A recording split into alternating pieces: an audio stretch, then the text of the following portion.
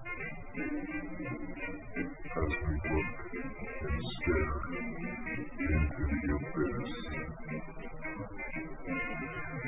You never know what's staring back at you.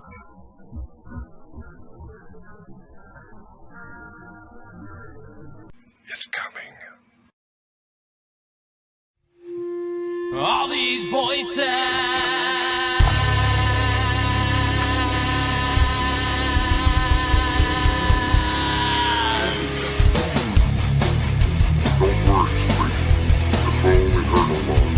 We had tons of activity, including a demon attack that called JC, the founder of Shadows Pit Paranormal, to puke all over the place like projectile vomit. It was insane, and he got scratched on the neck.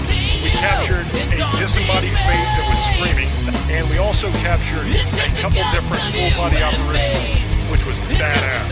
Now, Baba Yaga was a Slavic witch, but she was also a supernatural guardian. And basically what she did was beat back the forces of evil from the realm of the dead, made a deal with a bunch of witches in the woods in Armenia.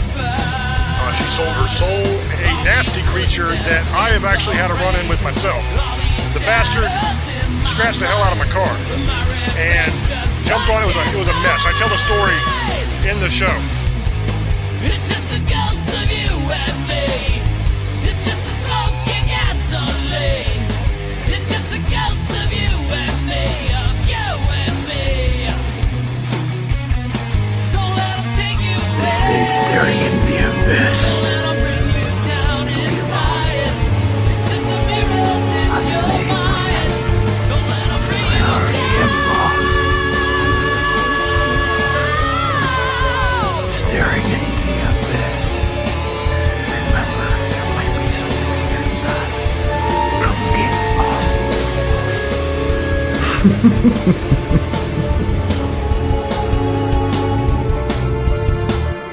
Hello everyone, and welcome to another episode of Staring into the Abyss. I am your host, horror author James Hershey Jr., and with me as always, my co-host, old boy James Ash. How you doing, brother? I'm doing pretty good. How is everybody today? Tonight's episode is going to be awesome. Tonight we're going to be talking about a creature that most people have heard of. You'll recognize the name, but most people don't really know a whole lot about them. On tonight's episode, we're going to be talking about the ghoul. If you look in Arabic folklore, they say that a ghoul is a desert-dwelling, shape-shifting demon. I want to explain that real quick because they put it in the same classification as a jinn, which is what we know as a genie. In Arabic folklore, when they say a demon, it's not exactly a demon as we understand a demon. They define a demon as any evil entity or creature, basically. So when they say it's a desert-dwelling, shape-shifting demon, they just mean that it's an evil creature.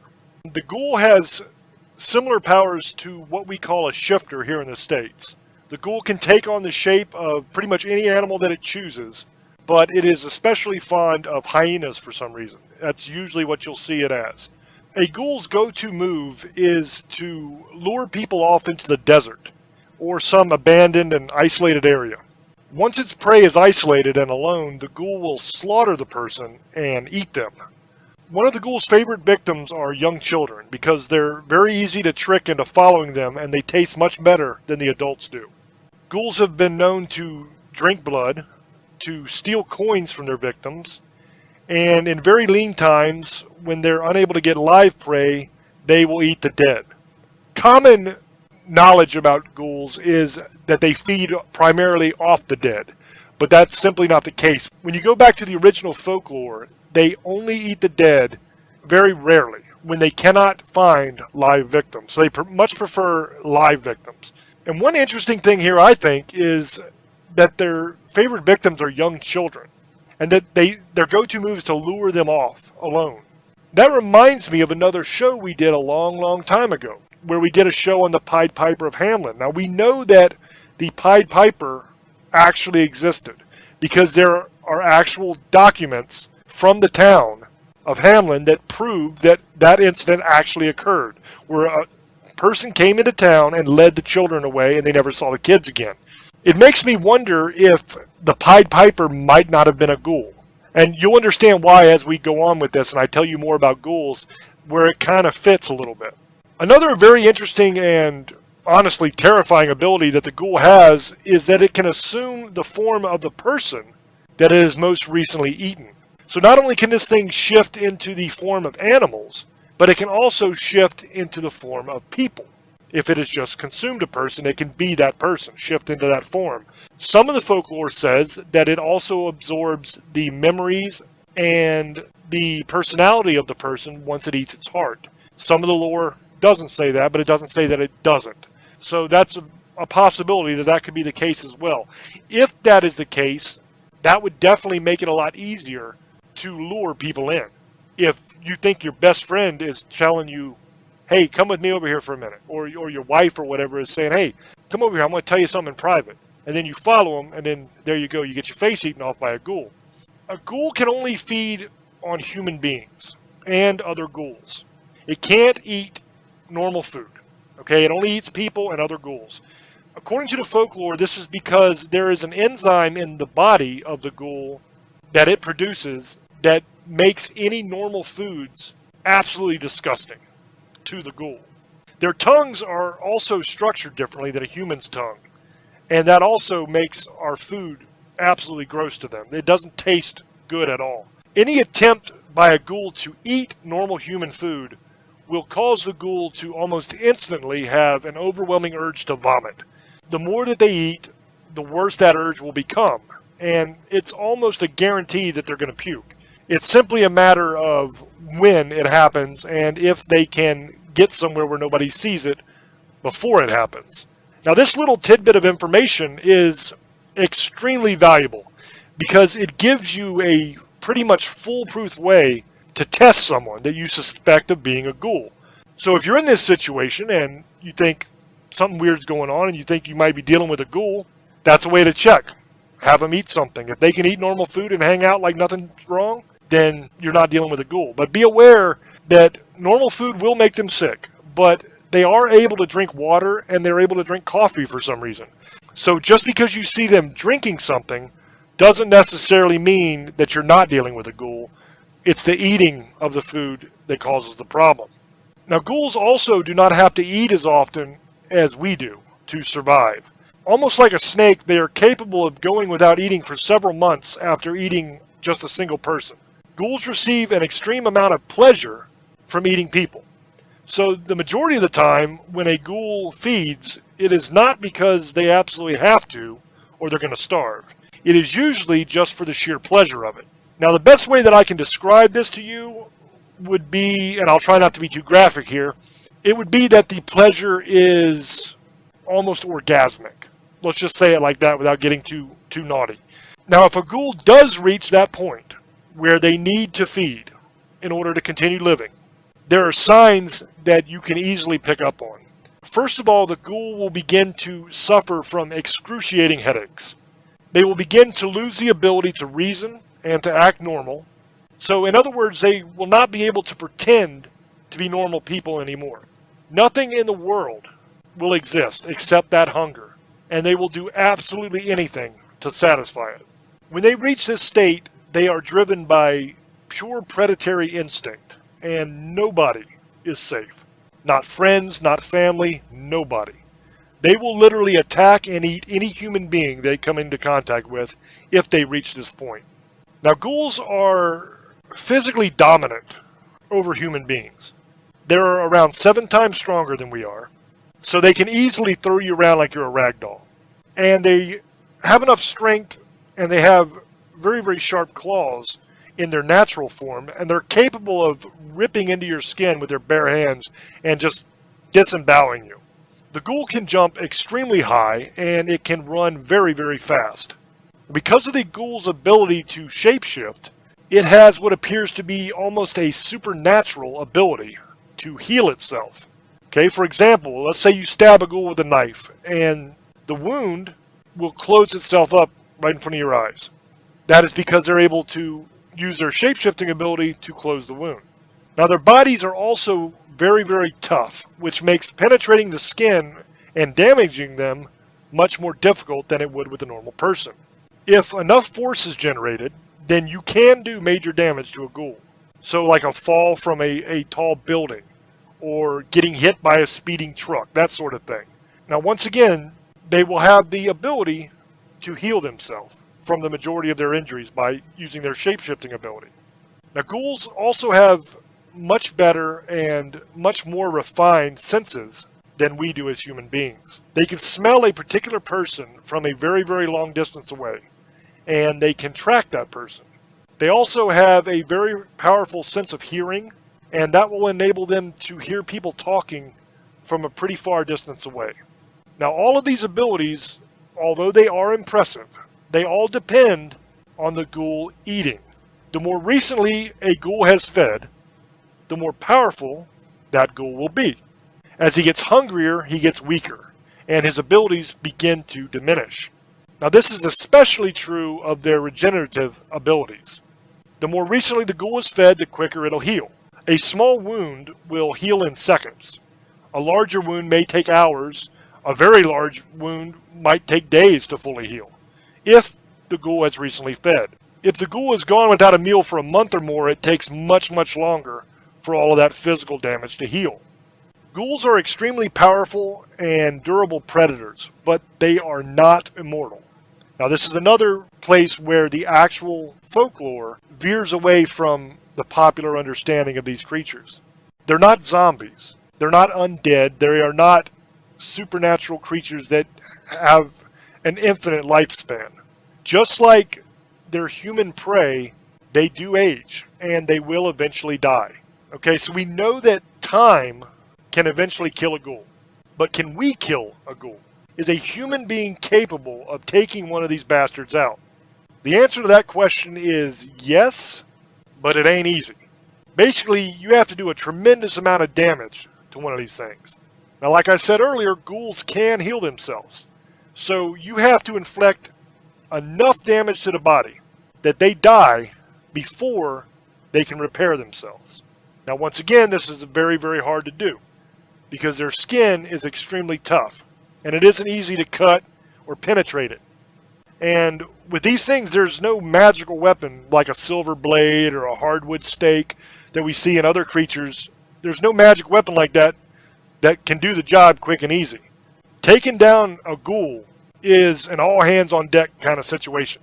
You got to deliver a truly epic beatdown and keep smashing the hell out of this thing until it stops breathing.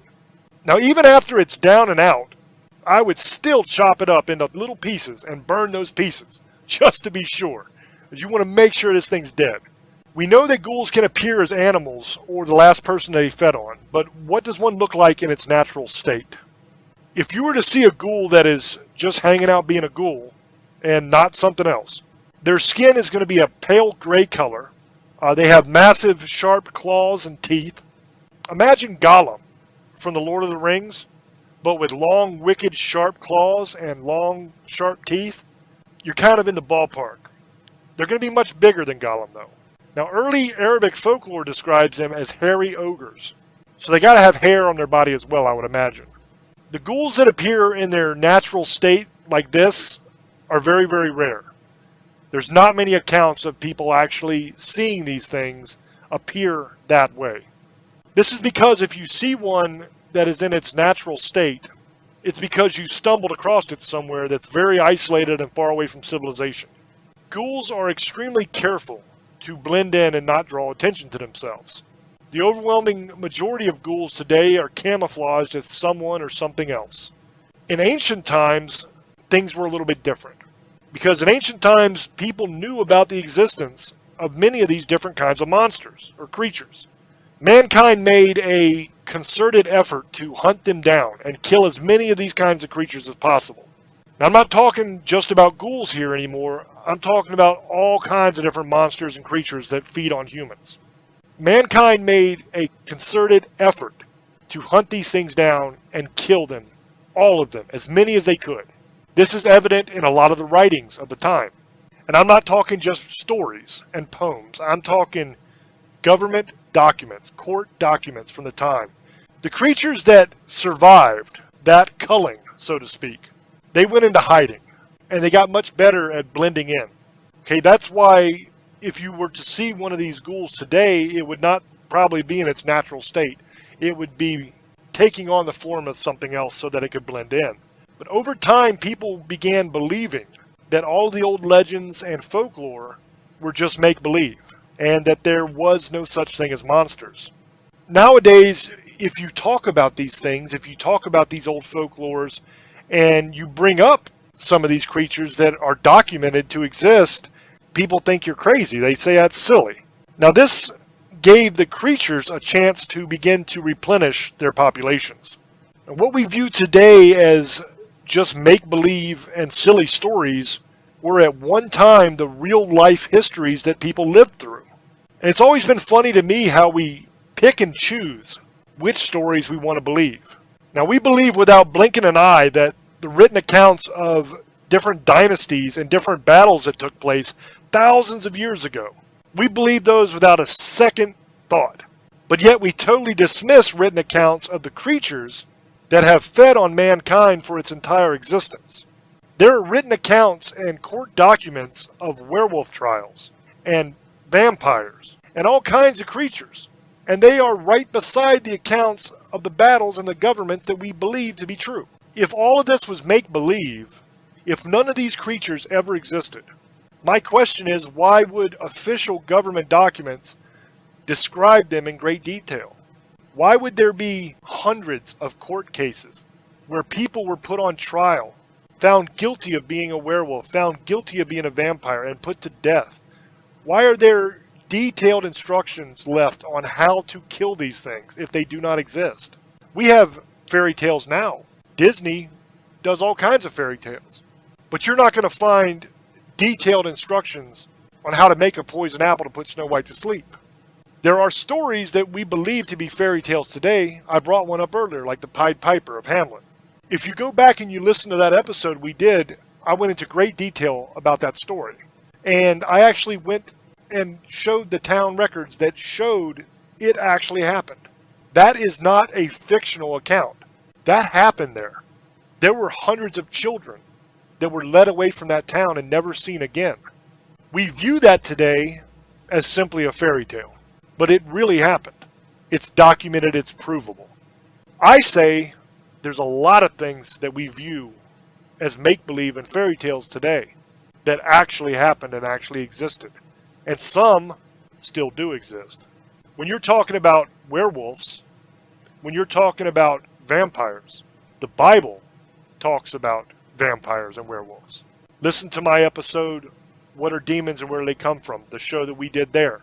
I go in great detail. Listen to The Origin of Monsters, that episode. We went into great detail there as well, pointing out the places where they talk about this throughout history, throughout different religions, everything you need to know in those episodes.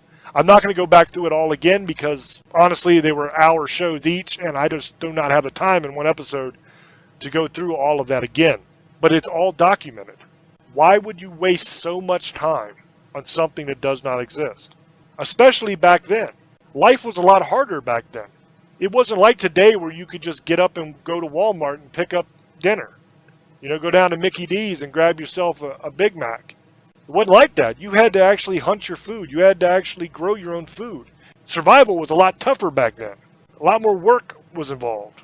Nowadays, we have a lot of spare time because technology has made our life very, very easy. So we have the time nowadays to make crap up and just play dress up and have a good time. You got role-playing games, you got video games, you got movies, you got all kinds of different ways that we waste time. It wasn't like that back then. Now, maybe if you were really, really rich, if you were a king or something and had a bunch of money, a nobleman, you could hang out and party a little bit. But for the average person, you worked your ass off from the time you woke up to the time you went to bed almost. There wasn't a whole lot of goofing off. And that was just to stay alive. So how would they have so much time for nonsense, so much time to document all this stuff if it was make-believe and wasn't important? I think that if you're going to waste that kind of time to document this stuff, you're going to waste the time to have the trials and all this, it's got to be pretty important stuff to have that amount of time delegated to it when you need to do these other things to survive and to make a living.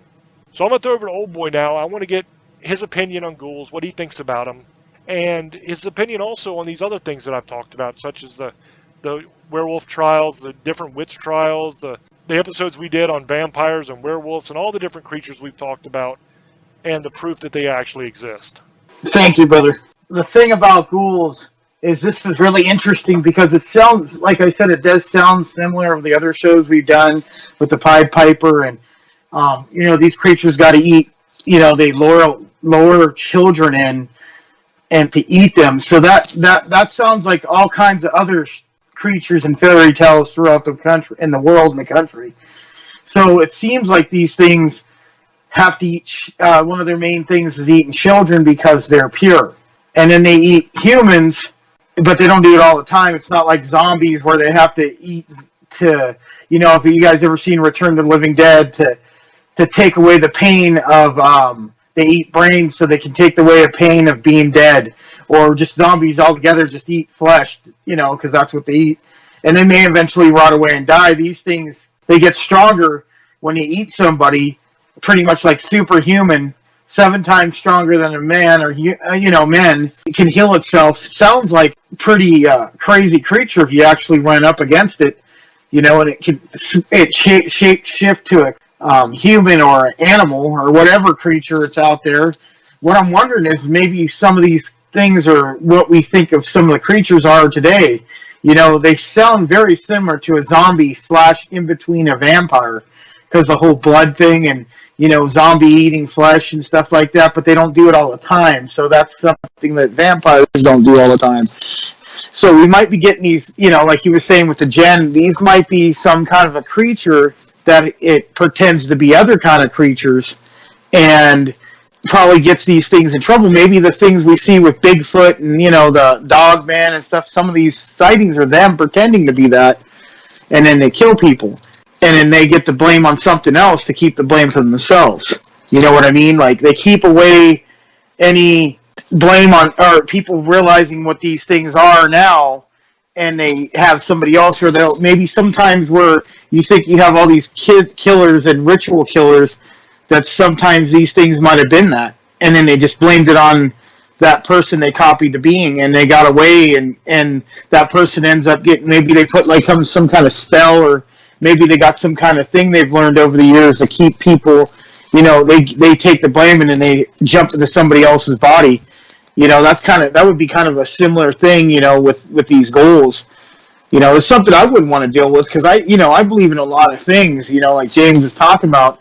And a lot of people need to realize most of the time, every story you hear has some truth to it. Yeah, it's probably been exaggerated, like everything. That's why it's kind of hard to believe anything, because a lot of stuff has been exaggerated by Hollywood and books and book writers and religion, and everything has been blown out of proportion to what the truth is. But there's got to be some truth. Somebody didn't just think this in your head, And I don't know if you guys followed the Unbreakable series with the superheroes. They just made the Glass movie. Well, the weird thing about this is what he explained, and this is going to be, it's not trying to get off topic, but in comic books, it told the truth about these creatures. That the government didn't want, this certain part of the government or people didn't want knowing these creatures existed, because they didn't believe gods should be on the earth. These are pretty much like superhuman beings, demigods that have powers we're never going to have, normal people are going to have. So this group doesn't think they should be existed. So they either make it look like an accident, kill the people, or put them in an insane asylum. And in comic book writers, some actually know the true stories, and they're telling people the true stories in the comic books. And I was thinking about this while you were talking. This came up in my head, is maybe some of these horror movies, like the vampires and ghouls and everything, some of these people who actually direct these movies are doing the same thing, telling people the truth, but they just can't, because they know certain things. Because in Hollywood, I know people who are in, certain people who make movies, and there's a different dark world that people don't know about, and I'm not going to talk about right now. That's for another episode.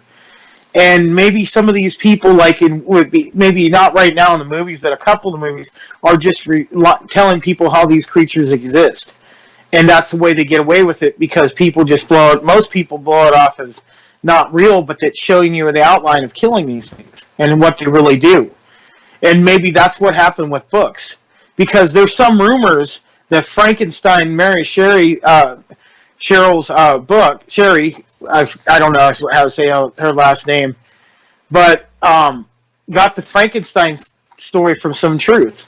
That she met a doctor that could make a hand come back to life and a dog, and she got something showed to her one. It's just a rumor. I don't know if it's true, but they say that she got some of that story from true events.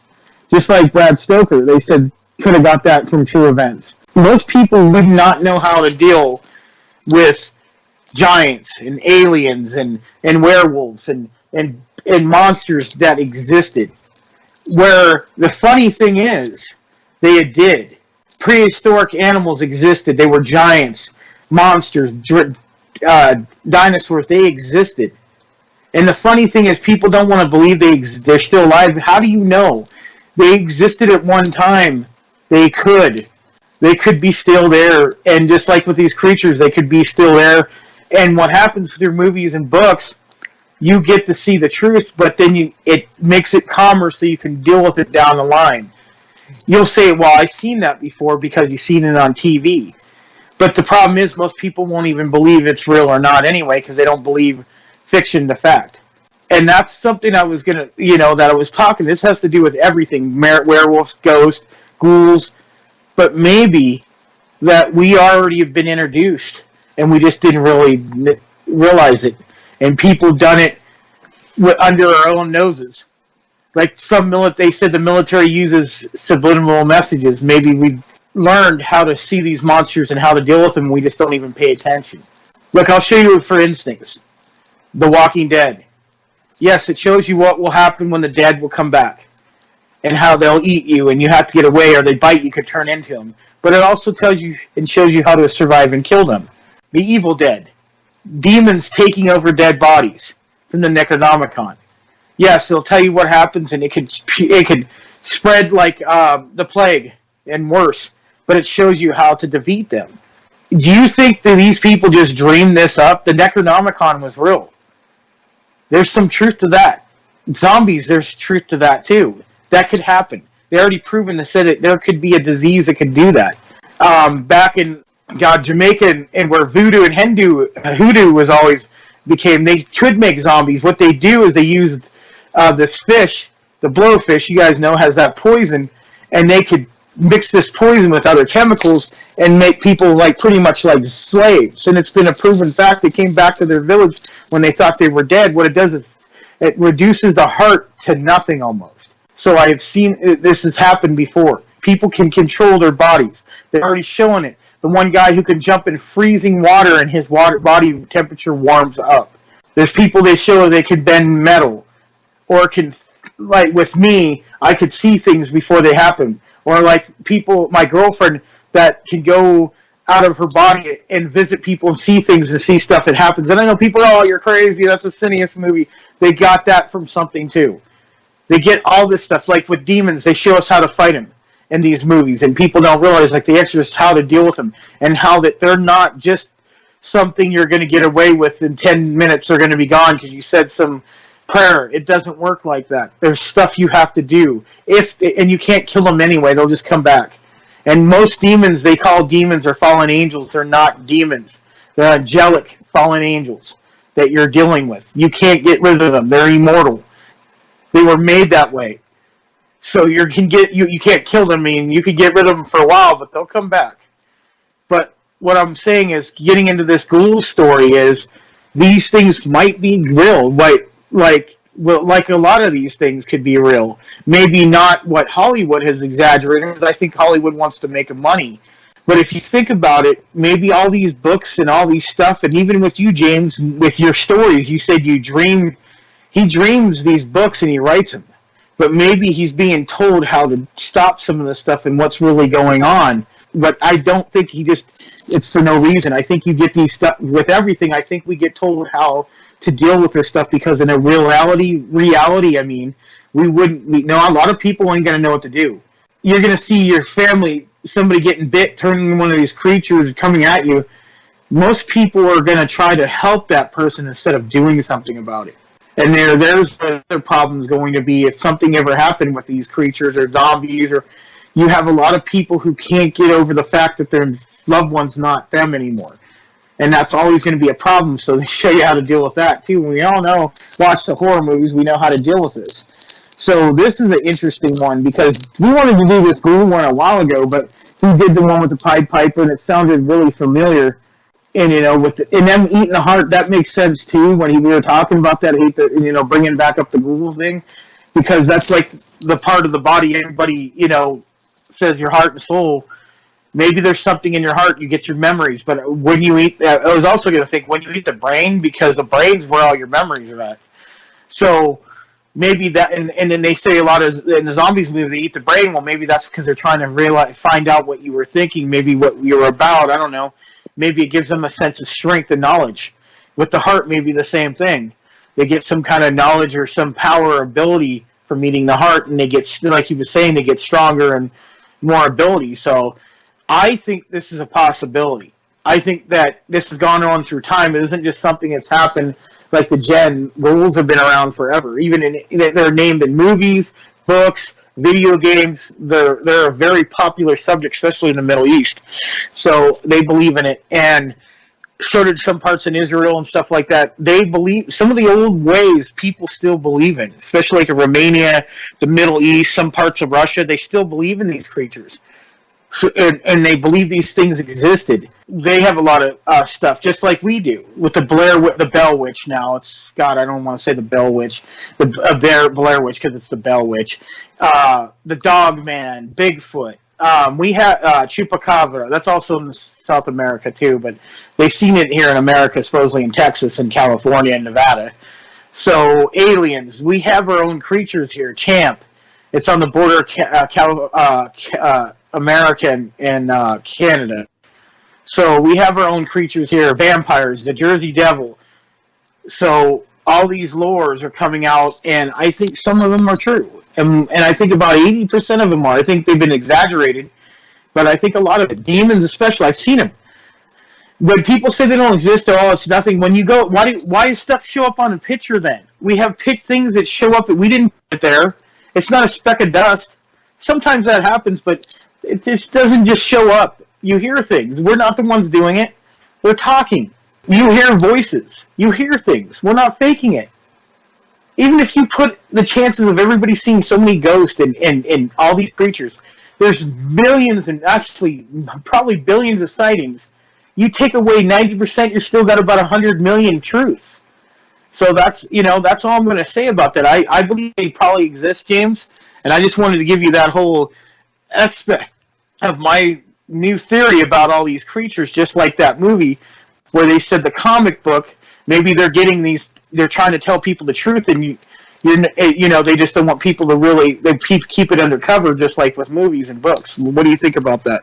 Well, you definitely have a whole secret world that exists behind the scenes that most people don't know about. When you're talking Hollywood, you're talking Illuminati, you're talking secret societies, you're talking Baal worship, you're talking a lot of really crazy stuff that goes on that most people have absolutely no idea goes on. I know from what we do that a lot of these things actually exist because we go out and we fight a lot of these things. I have an exorcist on my team here on the East Coast who is in the order of exorcists from the church. His job is to go and fight demons and save people. This stuff is real. It actually exists. Most people think it doesn't. Most people laugh at you, but they have no idea what's actually going on. There's a lot of things that go on in this world that people just have no clue about. And we're beginning to see a lot of it come out in the news now. And there's a lot more that's going to be coming out soon.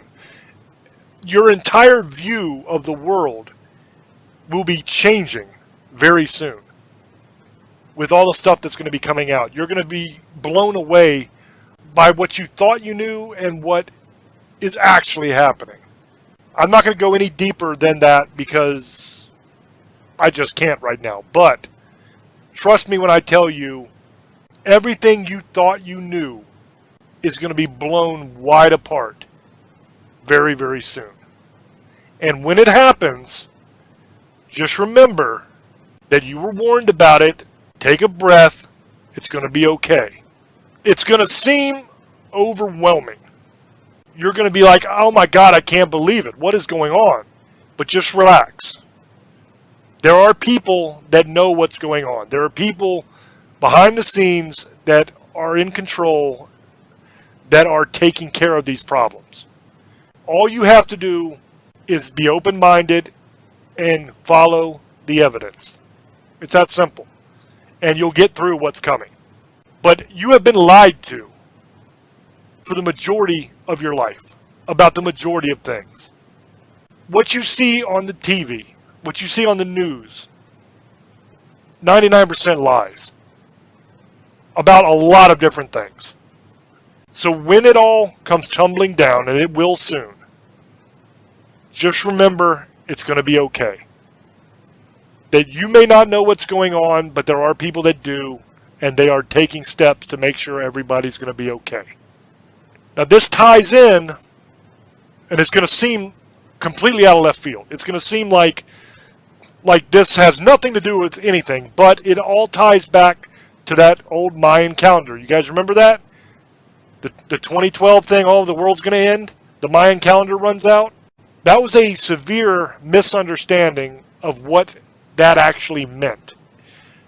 It wasn't signifying the end of the world. It was signifying the end of an age. The age came to an end. A new age began.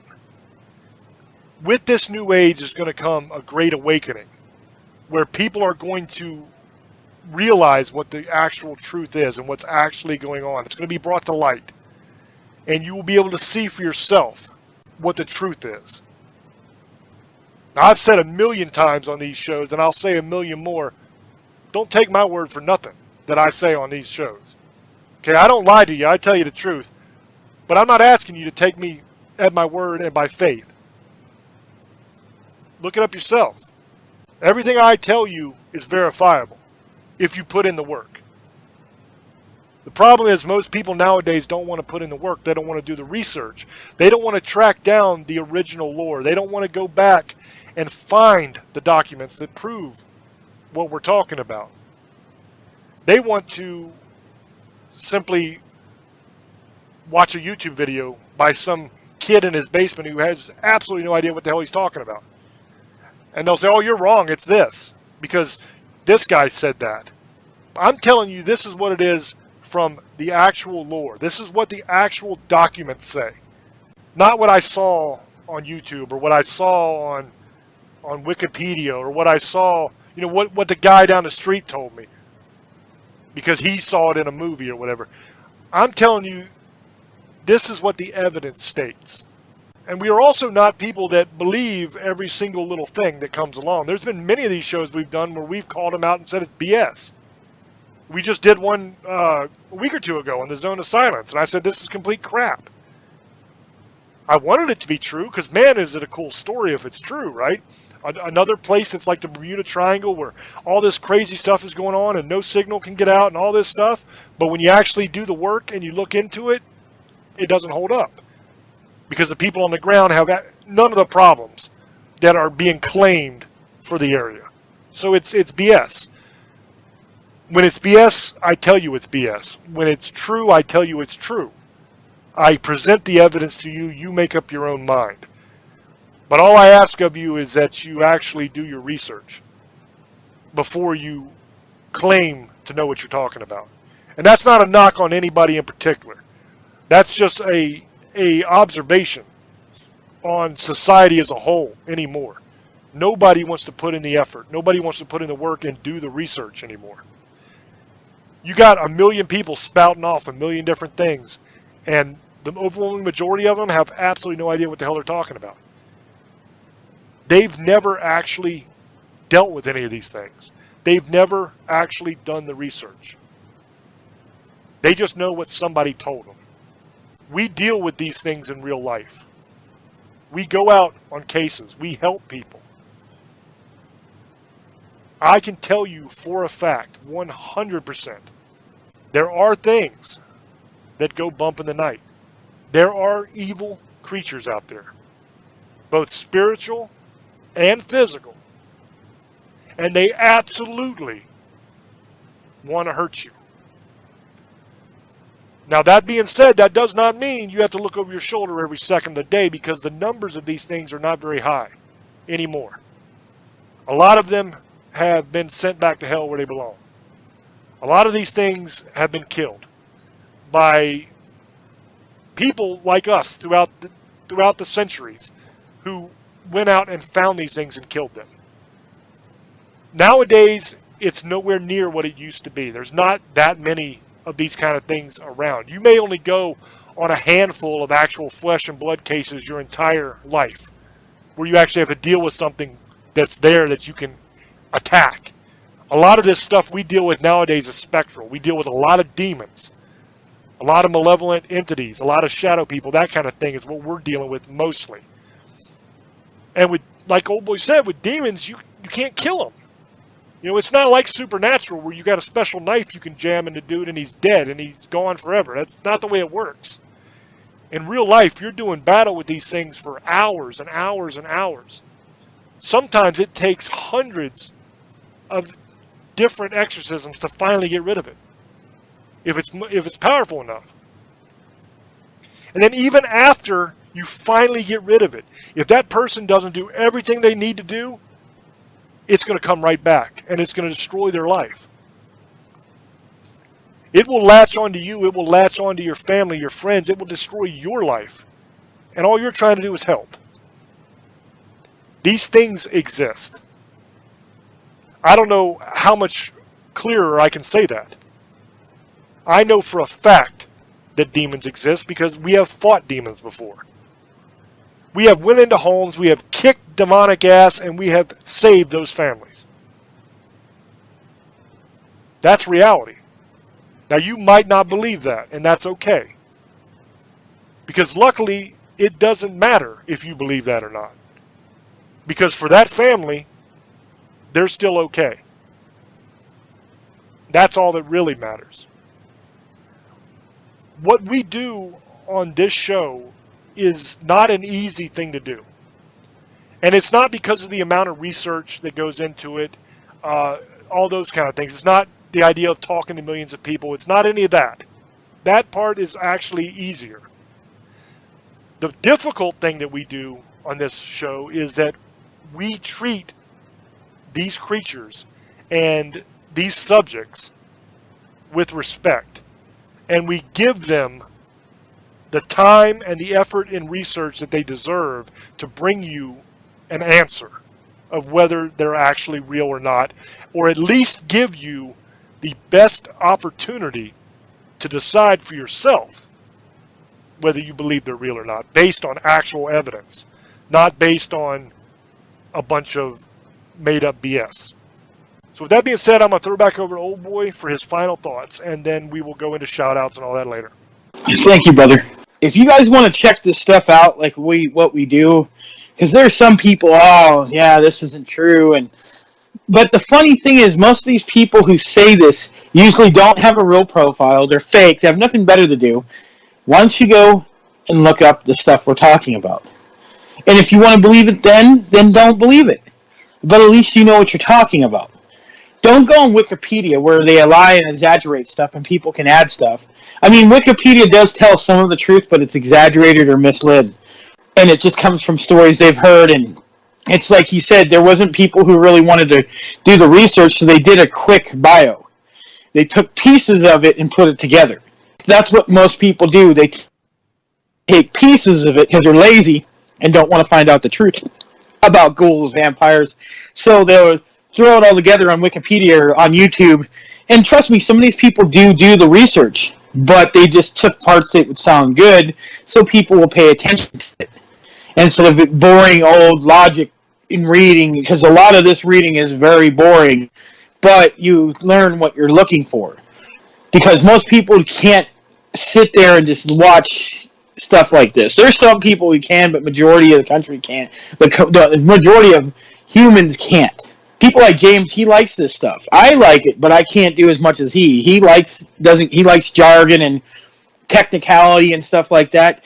But he knows what's going on because he read the whole stories. There's just a lot of stuff that's been sugar-coated or cut in half, and as people don't believe in it. Of course they don't want you to know this stuff existed, because you wouldn't know how to deal with it. Or you would uprise against these things and kill it. Or you would be taken over. Because I think these things are involved with us too in some way. It isn't just like they're in movies and they're hiding off in the cornfield or up in the mountains or in the ocean. These things are in our own backyard, and they look like us and talk like us, and that should be a scary thing. Yeah, don't always look behind you. You can't stop everything. That's what everybody. You can't be scared of everything, but just remember, it could be your best friend, for all you know. Could be your neighbor. That's how scary it could be. I mean, some people are, this isn't real. Well, you know what? That's fine. Don't believe it. Then you go back and do what you got to do. Go sit on your couch and watch the guy in the basement like James was talking about. So he said it didn't exist because, he did so much research in his parents' basement. And I'm not making fun of people who live with their family or nothing, so I don't want people to take that to like I'm making fun of people like that. But think about it. They're telling you stuff they don't 100% know. Most of these people read, yes, they do the research to a point, so they'll just come to the conclusion it's not real. Or some people, just because I can't see it, it doesn't exist. There's a lot of people like that. A majority of the world is like that. Even if you did prove it to them, they're going to try to find a way to prove it wrong. Because they don't want to admit it exists. Remember that. The reason that we go on these little rants at the end here sometimes is not to chastise. It is not to belittle. It is not to demean. It is not in any way to cast aspersions on anybody. Okay, I want you guys to really understand this. I just need to impress on you the seriousness of some of these things. Now, you might say, that's insane, dude. You're sitting here telling me that werewolves, vampires, all these things are real, and you're telling me about seriousness? That's not serious at all. That's silly as hell. I understand how you would view it that way, because your entire life you've been told and taught that all of this is just make-believe.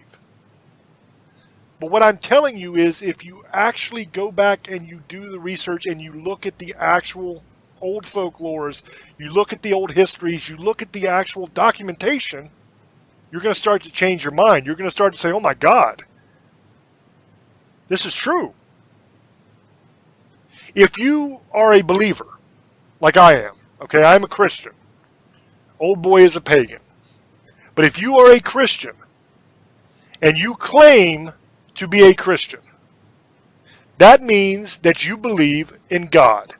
That means you believe in an invisible man who created everything, who sent his son to earth to die on the cross for all of our sins so that we would not have to go to a place called hell in the center of the earth and burn and be tortured for all eternity.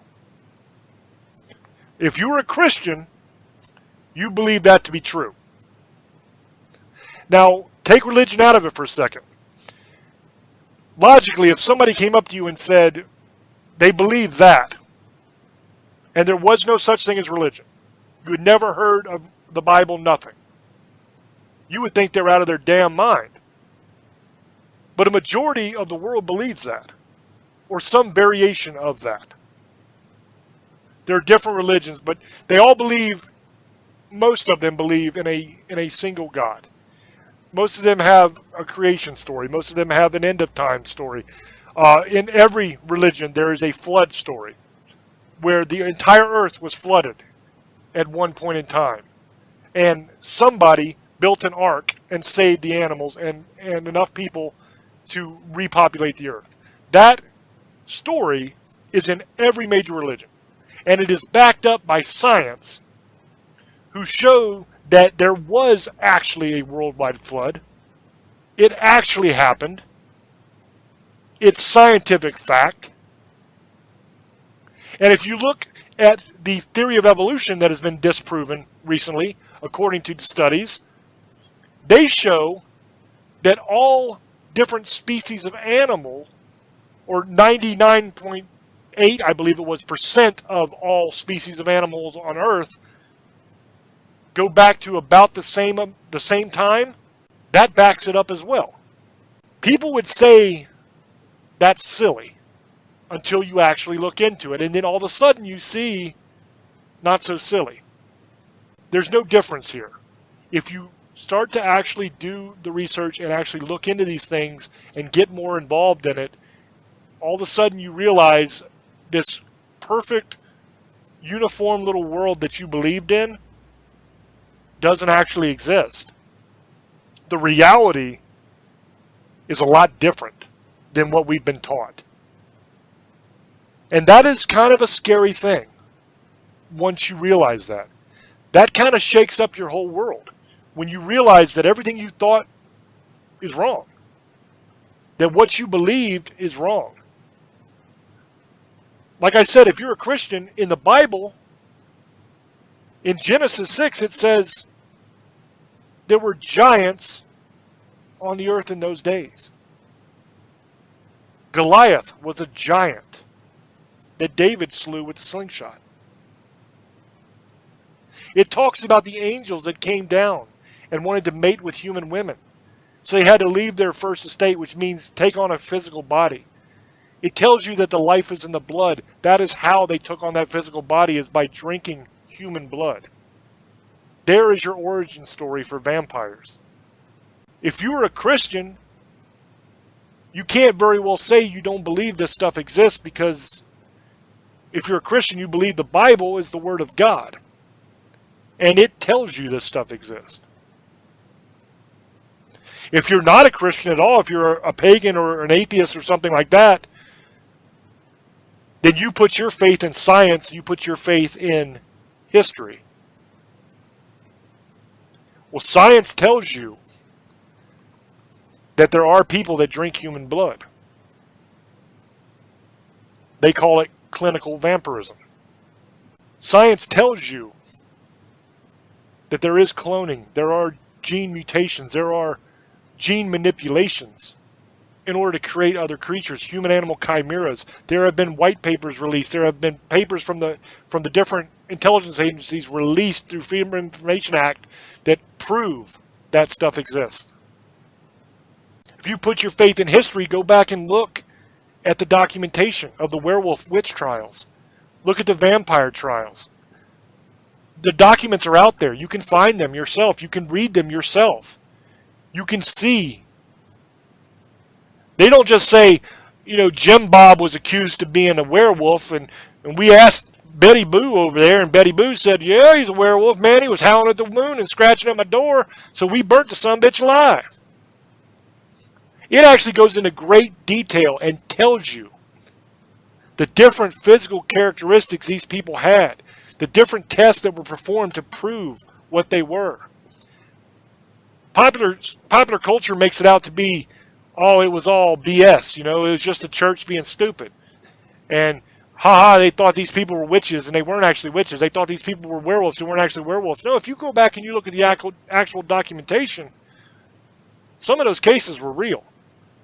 Now, you did have some that were hysteria. You did have some that were people just telling lies on other people. But there were some of them that weren't.